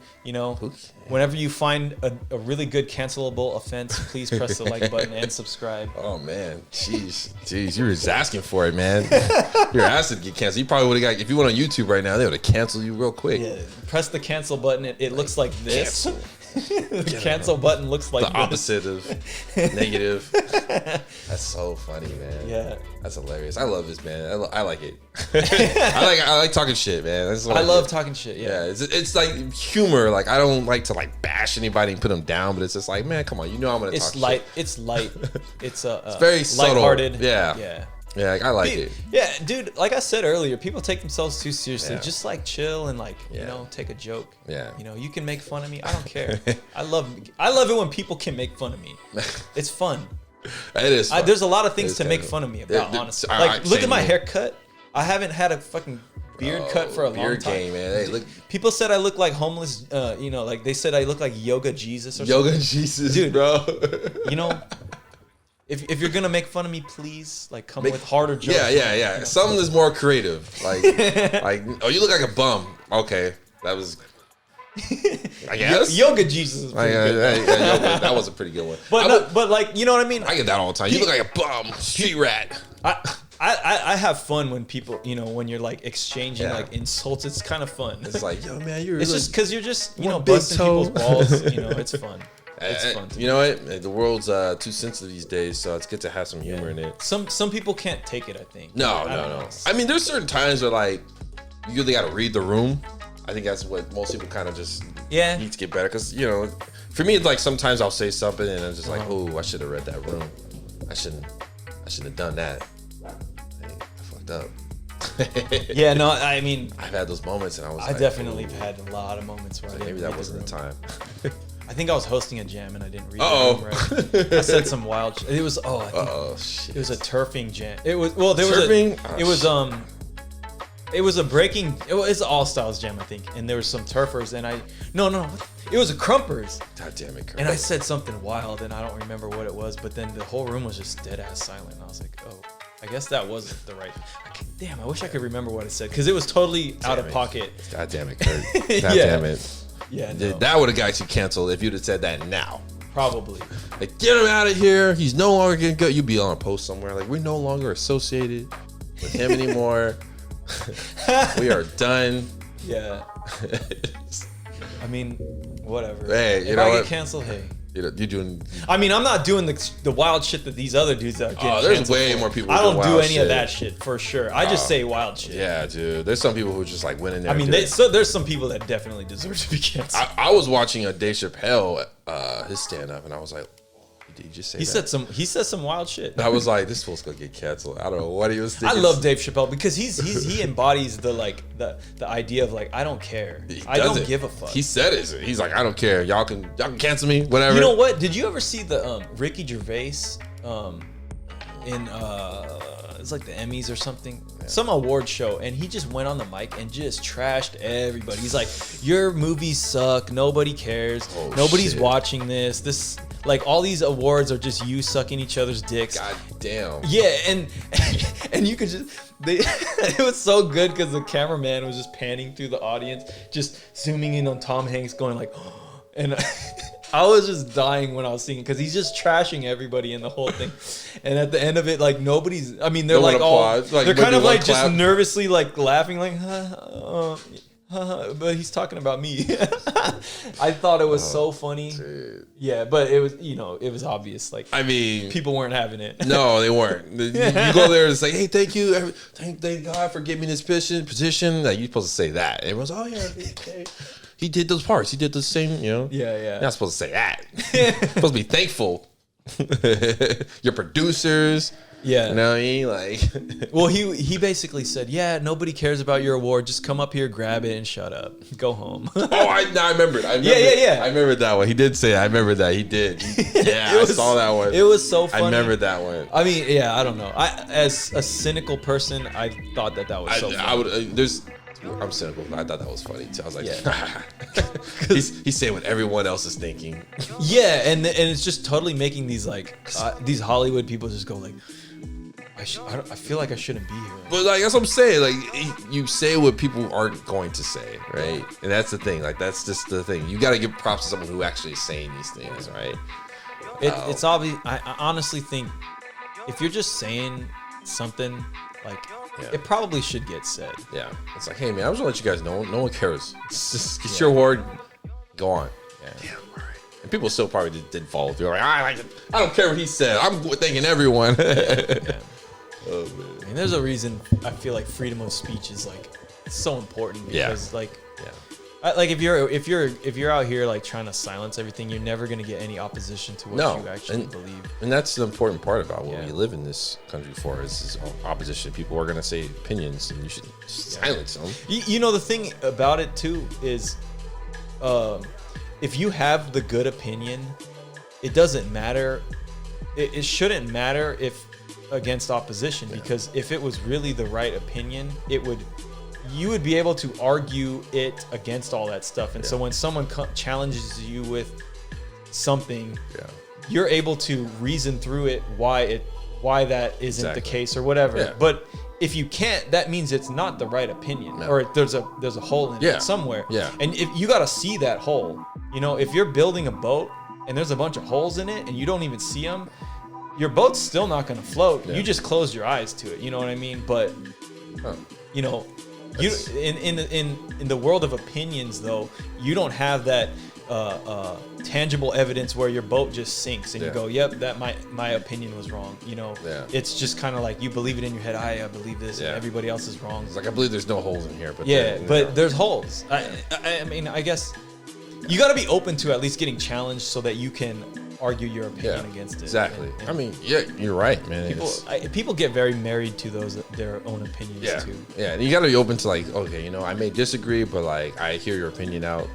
I mean, like I'll take. You know, some people might have pride. I think pride's a big issue too. It is pride.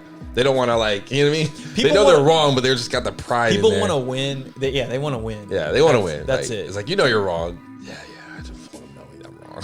Yeah, it's hard to admit you're wrong. It's hard. I have a hard time doing it. It really is. I mean, that's part about that's you know, one of the difficulties in being in like a relationship too, especially like dating and stuff. Like you gotta really like, you got like some of your ego and pride go sometimes, and I think that's what's going on. Like I'm like, oh, how much you want to sacrifice? You know what I mean? Yeah. I think that is key. I think a lot of people aren't really ready for it, but I mean, just my experience, I'm like, dude, I'm just gonna wait till I'm 40 to start dating again. So I'm like, I'm done, man. It's 30s. Yeah. I was like, man. So yeah, that was the whole reason why I started the podcast. Now, as I started doing it now, after not being bored starting it, I'm noticing people feedback. You know, it's funny when the people who when I first started the podcast were my biggest haters. They were like, "That's stupid." Right? Why would you talk about dating? You've never been in a relationship. You've never like been married. Why are you talking about it? Now they're the ones giving the most like freaking critiquing. Oh yeah, you did a good episode. You might want to work. Like they're trying to give me like everybody has opinion. Right? It's like everybody has. Also, now you have an opinion now. Like okay, now you want to help me. Yeah. I mean, dude, you know what? I accept all of that stuff. I'm just like, hey, just bring it, dude. I don't, you know. It's like, oh, you're coaching. Honestly, some people like I remember people gave me a lot of criticism about certain things that I was doing, and you know, again, like I had to face it. Like, is this what they're saying? Like, you know, because obviously it's a problem to them. Yeah. But is this something that, if I was to go with what they're saying, is this sacrificing my own vision, or is there a way I can eliminate the issue they have with still sticking within my vision? You know, so it's kind of like reconciling everything to make it better. Because honestly, if you approach it the way of like, oh, they're just trashing me, which maybe they are. I mean, but most likely a lot of them were. They just don't have a good way of. But you should take it. But you can figure out a way to use that constructively. Man, really. Yeah. So I'm so weird about that, right? My pride is fighting back, but in my back, like what we talked about before, like, man, damn, you're right. Let me try to change it up. I don't want to know, but how I take that is like, I sometimes do lash back. Sometimes I try to like make sure it's like, okay, what are they really trying to say? Yeah. And I have a problem because I have pride, right? So I'm like, fuck. But in my back of my mind, I take a step back and get a breather. I'm like, they're right. Okay. I don't want to tell them that they're right though. Oh, they're right. They're right. Okay, Shit. let me change that real quick. I'm gonna respond to their comment, because they were right. They were right. I don't want them knowing. FUCKYOU. Right? Fuck off. Fuck. Eat a dick. Right? And then it's like, they're right though. Right? Everyone knows that. I think people who know who I am is like, okay, he lashed back. He's gonna change it. Like, they know because like, guy, he's got that pride, but I know he heard what I said. I think because I'm an engineer, like I have like a tendency not to do that because like smart. You don't want to, like, you want people to criticize like your design because if you don't get it criticized well enough, like you might have missed something and then your house falls down. You know what I mean? Oh, why did you tell me?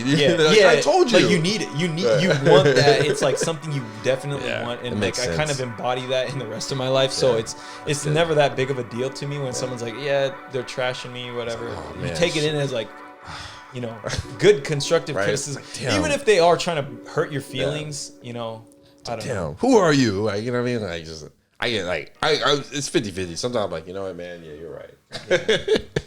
But like, I had to take a breather, man. I give you props, man. You don't have much pride and ego as much as I do. So it's just like me. I'm like, I mean, I do, but I also, what it is too is I've kind of like figured out what matters to me a lot, because if I'm taking everybody's opinion, to heart, I'm gonna just be sad and crying or whatever, and people won't approach you anymore. Too. But I'd rather grow from what they're saying and not hurt my feelings. Like the stuff that I think is worth hurting your feelings over is like if your mom is coming up to you like, hey man, you got to stop doing whatever the fuck you're doing.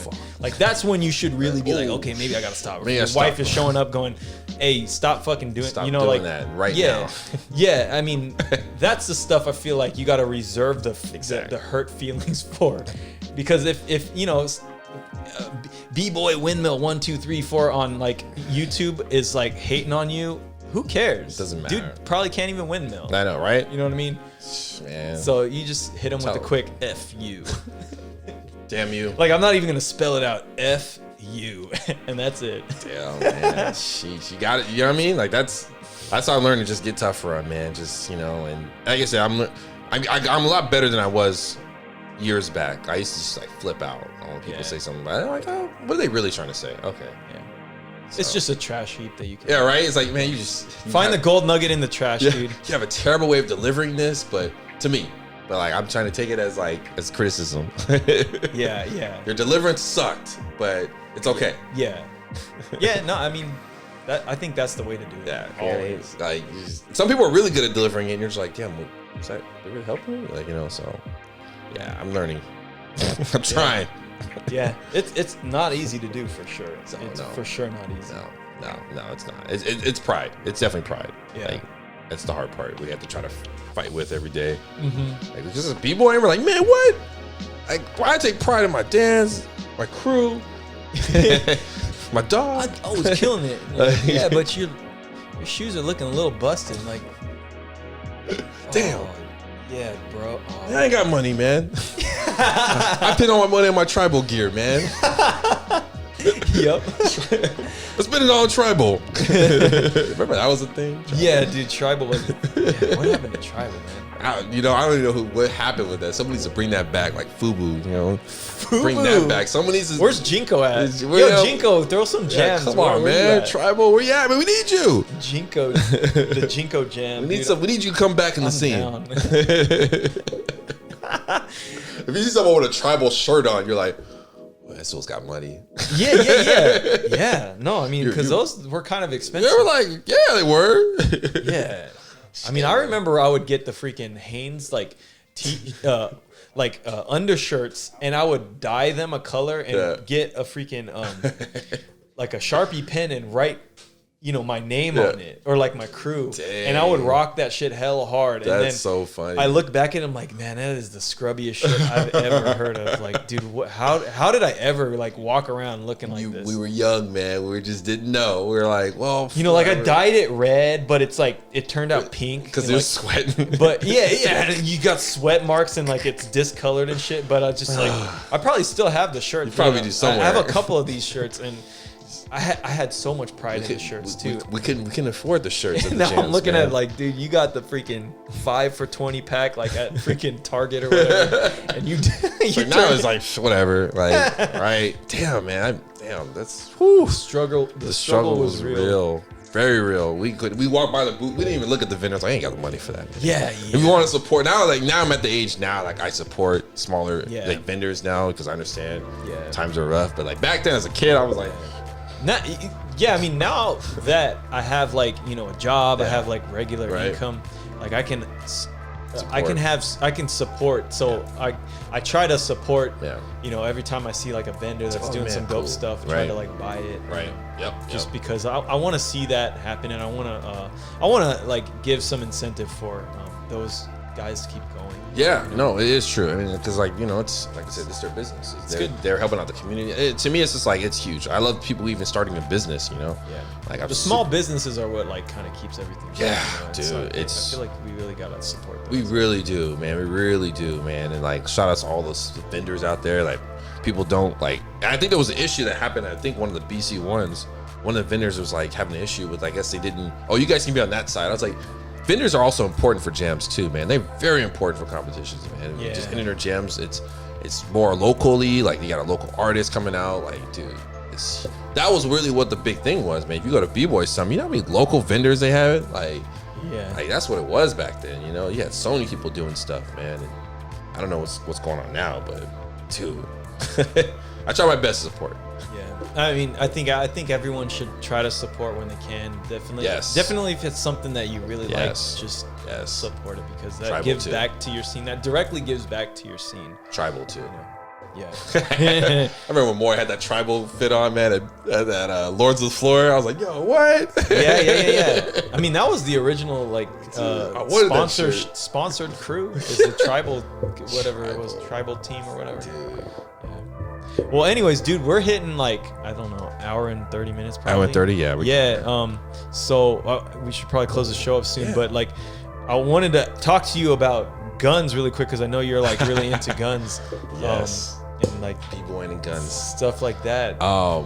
Yeah, man, go ahead, man. Well, I mean, no, I think it's dope. I know a bunch of B-boys that are actually really into it. I'm trying to get into it. I know Technique, shout out to him, Skill Methods. He runs his own like his training facility and stuff. That's crazy. That's really tight. Yeah, I don't know. Like, what got you into it? Like, what's the big deal? You know what? I was into it back in at my work. I used to work at Costco. My boss was big on it. He used to just reload bullets right at work. You're doing right. He did it right at work. He'll have the little press and he'll just do it right then and there. And I was always at first I was kind of like, ooh, guns, like whatever. Like I had my stigma about it, And he educated me a little bit on some things. He was an older Marine guy, and he was just like, "Hey, man, like this is like a lot of countries don't have these privileges to own guns, own firearms. And like I know, like you have your way, and people use them the wrong way, but like they're also defensive, just in case some things do happen, or you have the right, you like to shoot guns, right? You can enjoy it.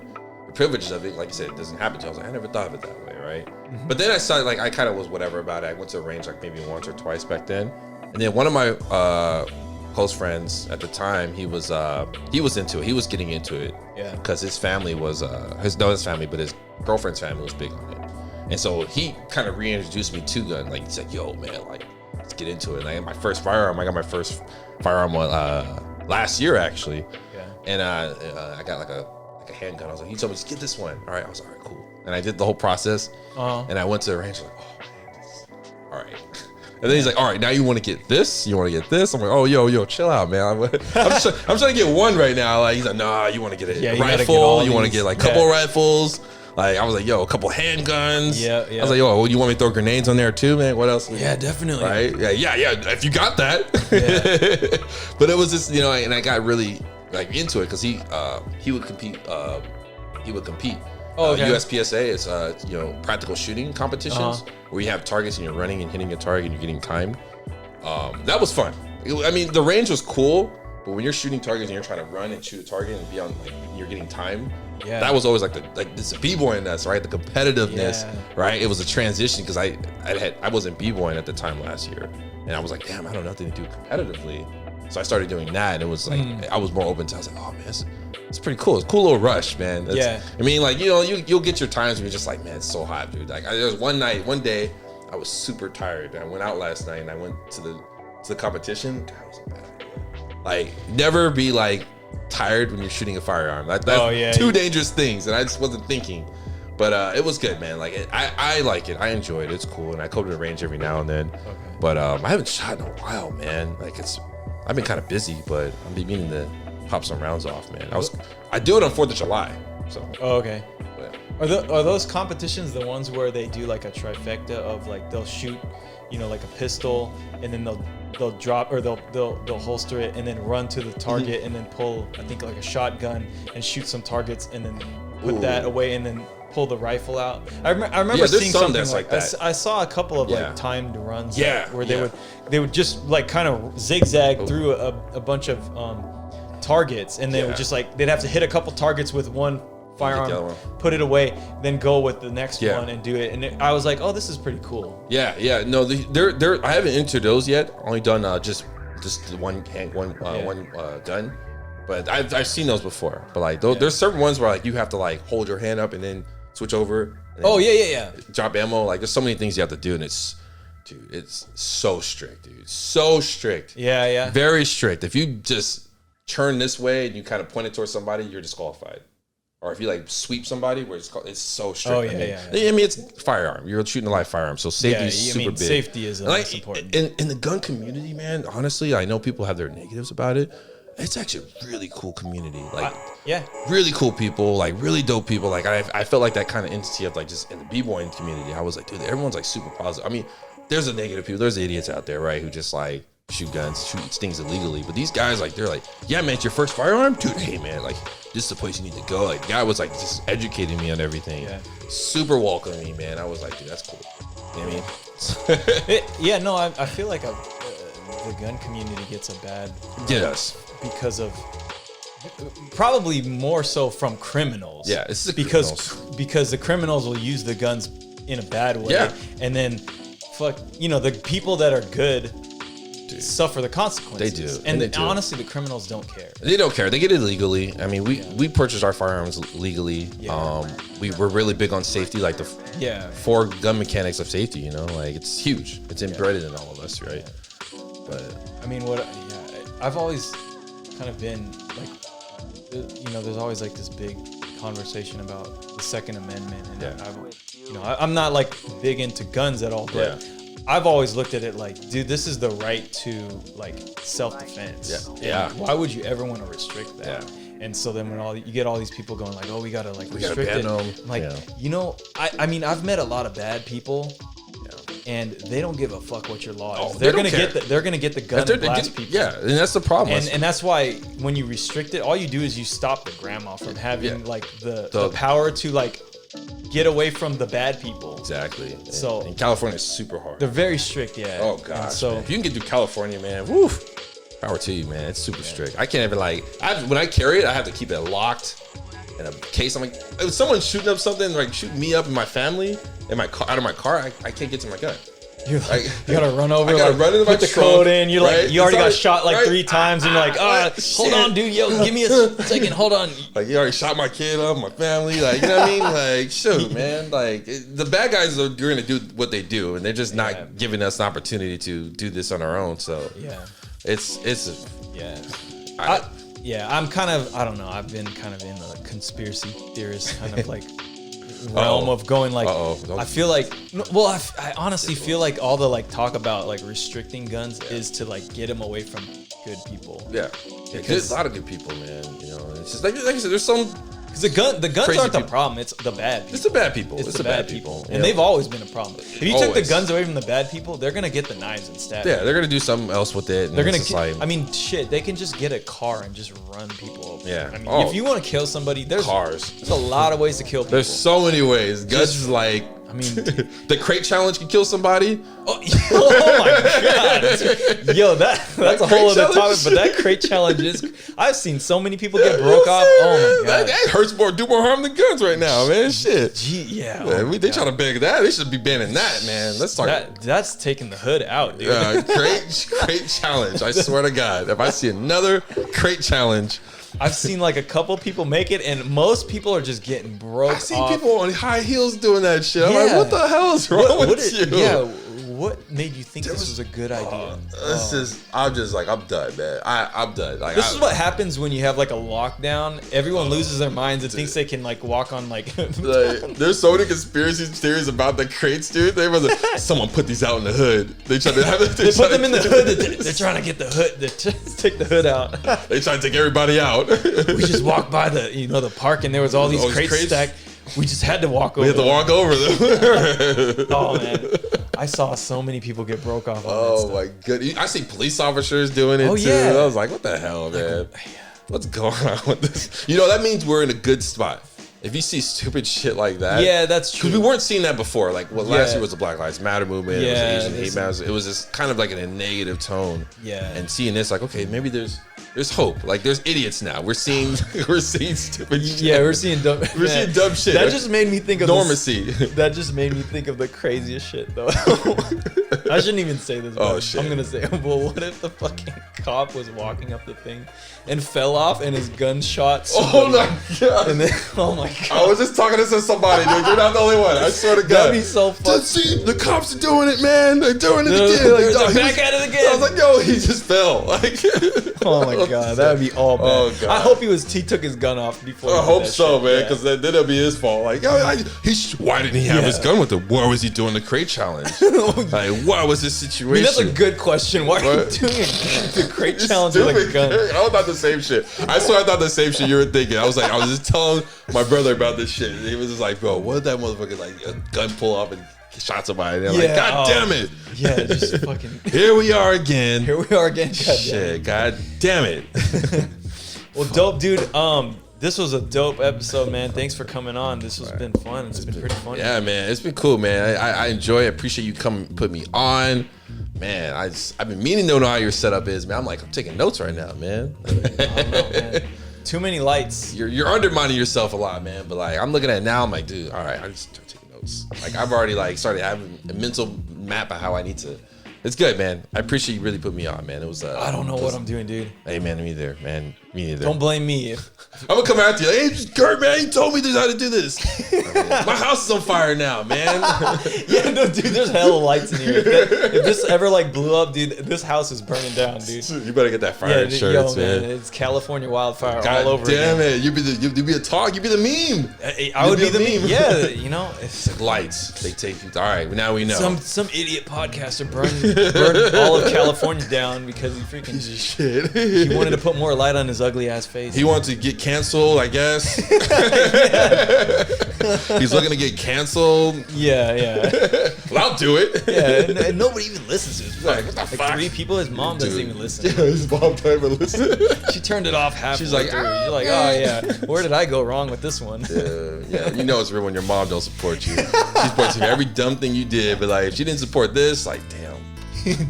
You're not gonna support that? Shit, man. I was Damn. doing stupider shit than this. Damn. So, but yeah, man, appreciate it, dude. Man. Yeah. I know you gotta wrap things up, Yeah, man. no, but, dude, thanks for coming on, man. Yeah, dude. Yeah, dude, glad to have you back. Come back on sometime. Yeah, let me know, man. Yeah.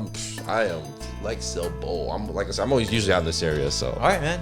Yeah. Sick, dude. Well, guys, thank you guys for watching. Thanks you guys for listening. Sorry the show sucks. Please hit the like and subscribe button and, find some way to cancel me. Peace. All right, y'all. Take it easy.